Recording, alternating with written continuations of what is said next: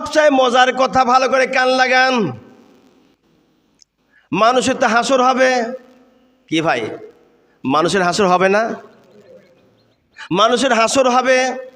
অনুরূপভাবে উস্তুনি হানানা নামক ওই কাঠেরও হাসর হবে। আল্লাহু আকবার। উস্তুনি হানানারও হাসর হবে। তাহলে বোঝা গেল মানুষ থেকে কাঠও রেহাই পাবে না। কেননা কাঠের জবান খুলে যখন বলেছে, আমার মনে হয় যেন আল্লাহ রাব্বুল আলামিনের রসুলকে ভালোবাসার জন্য আল্লাহ তাকে রসুলের সঙ্গে জান্নাতের মধ্যে মেহমান বানাই দিতে পারেন। কেন নবীর ভালোবাসা মহব্বত তার মধ্যে অত্যাধিক ছিল। আর আমাদের কি মহব্বত, কি ভালোবাসা! আমাদের ভালোবাসার মধ্যে অনেক ফাঁক রয়েছে, অনেক রকম ফাঁক রয়েছে। সেই জন্য এসেছে আজকে বর্তমান রজব মাস। এই রজব মাসে আপনাকে কি করতে হবে? 5 ওয়াক্ত নামাজ পড়তে হবে, বেশি বেশি করে আল্লাহকে ডাক দিতে হবে। আল্লাহ, রজব মাস পেয়েছি, তুমি আমাকে মাহে রমজান পর্যন্ত হায়াত বাড়াইয়া দিও, আমার ইস্তেগফার কবুল করো, জীবনের গুনাহ মাফ করে দাও আল্লাহ। এভাবে করে আল্লাহর কাছে ইস্তেগফার বেশি বেশি করে পড়তে হবে।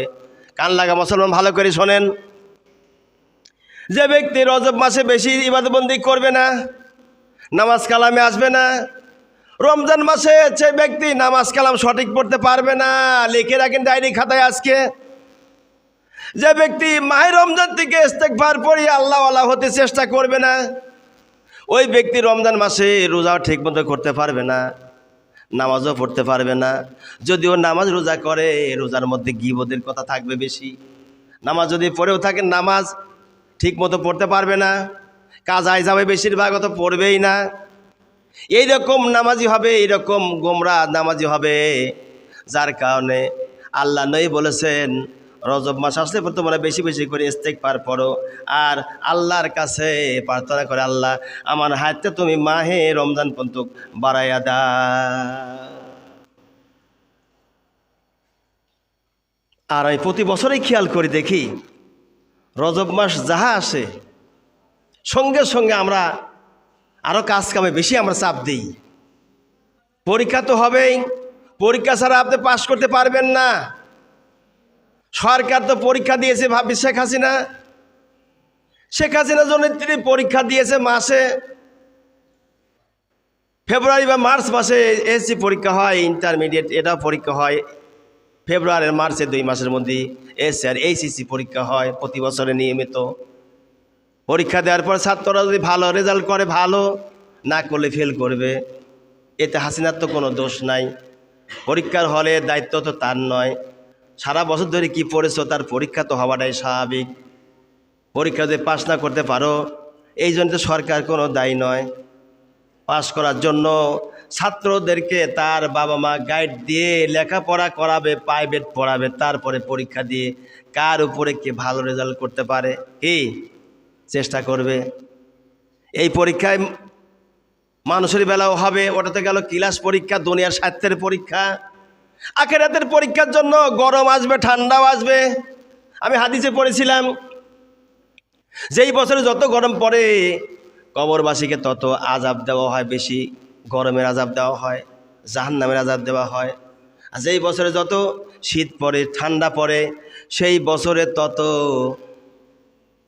বরফের আযাব দেওয়া হয় মায়েরদেরকে, কবরবাসীদেরকে সেই ঠান্ডার আযাব দেওয়া হয়। এখন আপনি আসেন দেখেন মিলছে কি না। মনে করবেন না দুদিনের দুনিয়া আমরা থাকলে পরে মনেই সব ঠিক না, মরার পরে যুগ যুগ ধরে কবরে থাকতে হবে। হাদিসের কথা আমার স্মরণ পড়ে গেল, বুখারী শরীফের হাদিস। রাবি হযরত আবু হুরায়রা রাদিয়াল্লাহু তাআলা আনহু হাদিসের রাবি, তিনি বর্ণনা করেন, কোন এক ব্যক্তি গুনার কাজ করেছে, পাপের কাজ করেছে, করার পরে লোকদেরকে ডেকে বলছে, আমার সঙ্গে সাথীরা, আমি যখন মারা যাওয়ার পরে আমাকে তোমরা পুরাইয়া ছাই বানায়ো। ছাই বানানোর পরে অর্ধেক ছাই উড়াইয়া দিবে বাতাসের সঙ্গে, আর অর্ধেক ছাই পানির মধ্যে তোমরা দিয়ে দিবা। লোকেরা বলে, এমন কেন মান্নত, এমন কেন ওসিয়ত? ওসিয়ত এত কঠিন ওসিয়ত কেউ করে না। মৃত ব্যক্তি মরার পূর্বে সঙ্গের সাথী আপনজনদেরকে ডেকে বলছে, শোনো, আমি যে তোমাদেরকে বলছি, ওসিয়ত করে যাচ্ছি, আমি মারা যাওয়ার পরে আমাকে কাফন দাফন করিয়ে পোড়ায় দিবে, ছাই বানাবা। এই জন্যে বলছি, আল্লাহর কসম করে বলছে, আল্লাহর কঠিন আযাব এর চাইতে বেশি।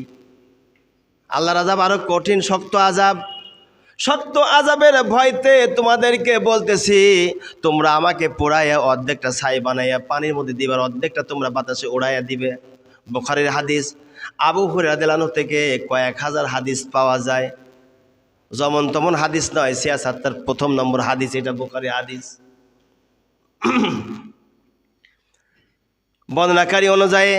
বর্ণনাকারী বলেন, মৃত ব্যক্তির ওসিয়ত অনুযায়ী তিনি যখন মারা যায়, মারা যাওয়ার পরে তাকে পুড়ানো হলো, ছাই বানায় অর্ধ ভাগ করা হলো, অর্ধেক ছাই জমিনের উপরে ছিটা দেওয়া হলো, বাতাসে উড়ে চলে গেল, আর অর্ধেক ছাই পানির মধ্যে দিয়ে দেওয়া হলো। আল্লাহ বলেন, কোন, এই পানি ছাই থাম, কোন, থেমে যা। অর্থাৎ আগের মতো যেমন ছিলি তেমন মানুষের রূপরেখারে চলে আয়। মাটিতে যে ছাই ছিটায় দেওয়া হলো, ওকে বলা হলো কোন, হয়ে যা আগের মতো। দুই কোণ একসাথে হয়ে গেল, পানির আর মাটির ছাইগুলো একত্রিত হলো। আল্লাহ বললেন, কোন, হয়ে যা, যেমন মানুষ ছিলি তেমনই হয়ে যা। মানুষ হয়ে গেল। হওয়ার পর দুই ছাইকে একত্রিত করে আল্লাহ রাব্বুল আলামিন পূর্বের ওই মানুষ বানায় দিলেন। নাই আল্লাহ ক্ষমতা এটা নাই? কথা বলেন, এই ক্ষমতা আল্লাহ নাই বোধ হয়? আছে, সবাই বলবেন তো। আল্লাহ পাক ডাক দিলেন, হয়ে গেল আগের মতো মানুষ। মানুষ হবার পর পূর্বের ছাইকে মানুষের রূপ ধারণ যখন করে আল্লাহ পাক জিজ্ঞাসা করলেন, তুমি বান্দা ওসিয়ত কেন এরকম করলে? অর্ধেক ছাই পানিতে, অর্ধেক ছাই পাতালে দিবে, উড়াইয়া মাটিতে মিশে যাবে, বাতাসে উড়ে ছিন্ন বিচ্ছিন্ন হবে। কয় রব্বুল আলামিন, আমি জানি তোমার কঠিন আযাব, শক্ত আযাব, বড় ভয়ঙ্কর আযাব। এমন আযাব তোমার, ওই আযাব দুনিয়ার কোনো মানুষ দেখি নাই, আমি বুঝতে পেরেছি। আল্লাহ, মরার পর আমার কঠিন আযাব হবে, ওই ভয় করে আমি আমার জীবনটা পুরায় ছাই বানাতে বলেছি, আল্লাহ, অন্য কোনো কারণ নয়। আল্লাহ রাব্বুল আলামিন জানিয়ে দিলেন, বান্দা যখন তুমি আমার ভয় করেছো, ইয়া আইয়ুহাল্লাযীনা আমানু ইত্তাকুল্লাহ,